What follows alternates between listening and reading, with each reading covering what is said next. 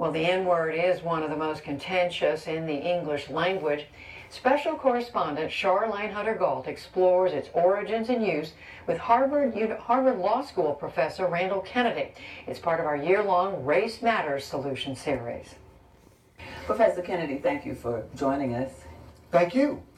I don't have to tell you, we're dealing with a very contentious word, but it wasn't always that way. So take us back when it was more benign. It's like many words. It has a mysterious, it sort of rises from the midst. So for instance, in 1619, when there are reports about the first blacks brought to British North America, they are referred to as Nigguhs.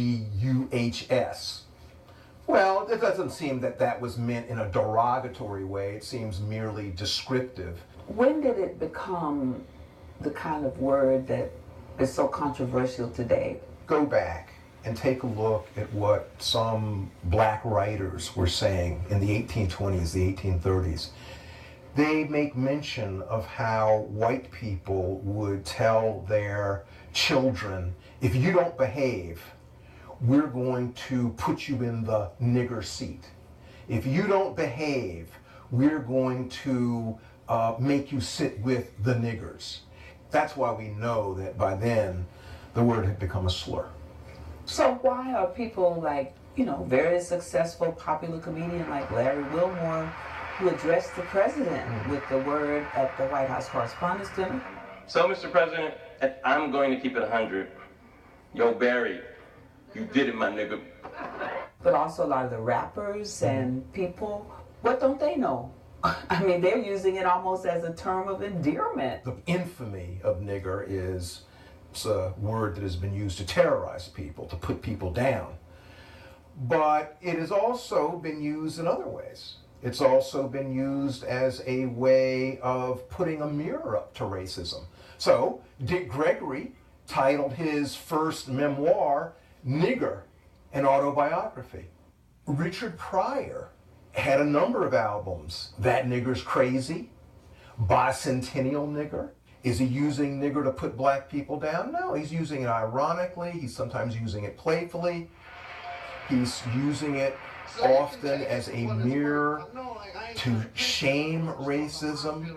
And I don't want them hip white people coming to me calling me no nigger or telling me nigger jokes. I don't like it.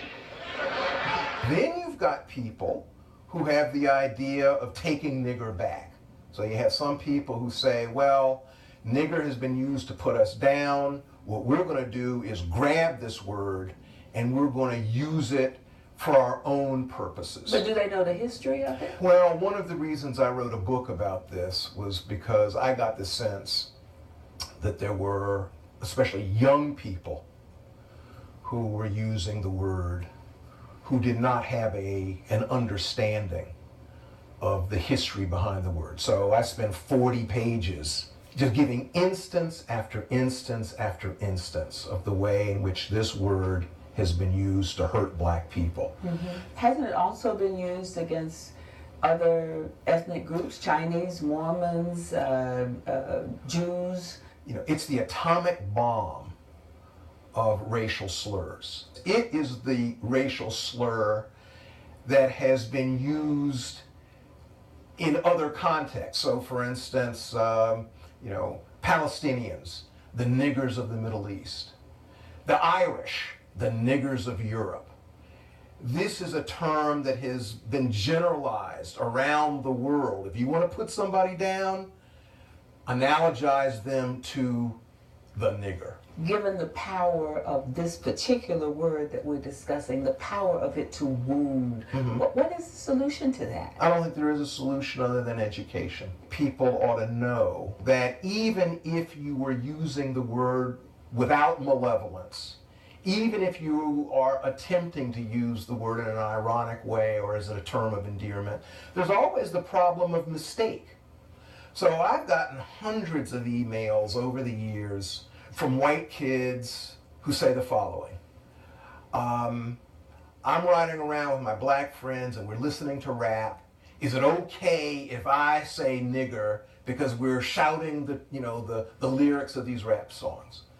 And I say to people often, It may very well be that you're with your friend. It may very well be that you have no bad intentions. But if you're out in public, and especially if you're white and you use this word, there's the problem of the person who's right next to you who doesn't know you at all, who doesn't know what your intentions are, who doesn't know about your friendship with your black buddy over here.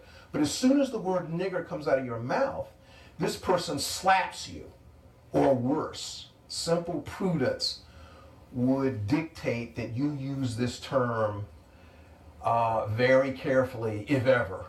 Some of these younger people using it are not using the full word. They're abbreviating it. There's some people who make a big distinction between nigga, which they say is okay, and nigger. Now, in my view, it's important to know about that distinction because some people put a lot of weight on it. I don't. So how should people who find it so offensive and who understand the hurt associated with it respond? What people should do is explain to their friends, to their neighbors, how they feel when they confront the word nigger and why they feel the way they feel. So a number of years ago, I was in a bookstore talking about my book, Nigger. And a man said to me, "Professor, I've heard all that you've had to say, and all of your analysis about why it is that sometimes nigger should be tolerated. I've heard it, but I'm gonna tell you something.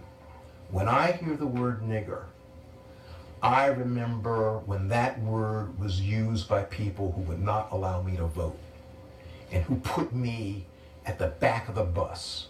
And when I hear that word, that's what I think about."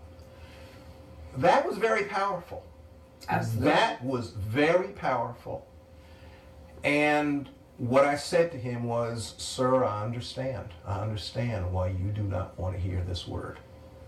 And I think that people are going to have to talk with one another and share these stories and share these feelings. And I think that that's the only way in which we're going to come to a higher, a deeper understanding of why people have the feelings they have with respect to this, the infamous N-word.